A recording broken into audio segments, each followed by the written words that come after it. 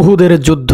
আমরা এখন যাচ্ছি উহুদ প্রান্তরে, যেখানে মক্কার কুরাইশ এবং মদিনার মুসলিমদের মধ্যে যে ভয়ঙ্কর যুদ্ধ সংঘটিত হয়েছিল ৩রা হিজরি ৭ই শাওয়াল ২৩ মার্চ ৬২৫ খ্রিস্টাব্দ। উহুদের প্রান্তরে যে যুদ্ধ সংঘটিত হয়েছিল, আমরা সেই উহুদের প্রান্তরে এখন যাচ্ছি এবং আপনাদেরকে দেখাবো কোথায় মক্কার কুরাইশ এবং মদিনার মুসলিমদের মধ্যে যে ভয়ঙ্কর যুদ্ধ সংঘটিত হয়েছিল এবং এই যুদ্ধে যে সমস্ত সাহাবী শাহাদাত বরণ করেছিলেন তাদের কবর কোথায় দেওয়া হয়েছে। এ ধরনের ঐতিহাসিক স্থানসমূহের আরো ভিডিও দেখতে আপনারা চ্যানেলটিকে সাবস্ক্রাইব করুন, লাইক, কমেন্ট এবং শেয়ার করে অন্যদের দেখার সুযোগ করে দিন। ৬২৫ সালের ১১ই মার্চ ৩,০০০ সৈনিক নিয়ে গঠিত মক্কার বাহিনী আবু সুফিয়ানের নেতৃত্বে মদিনার দিকে যাত্রা করে। এই বাহিনীর সাথে ৩,০০০ উট ও ২০০টি ঘোড়া ছিল। আবু সুফিয়ানের স্ত্রী হিন্দ বিনতে উতবা সহ মক্কার ১৫ জন নারীও যুদ্ধক্ষেত্রে আগমন করে। অপরদিকে মুসলিম বাহিনীর মোট সৈন্য সংখ্যা ছিল ১,০০০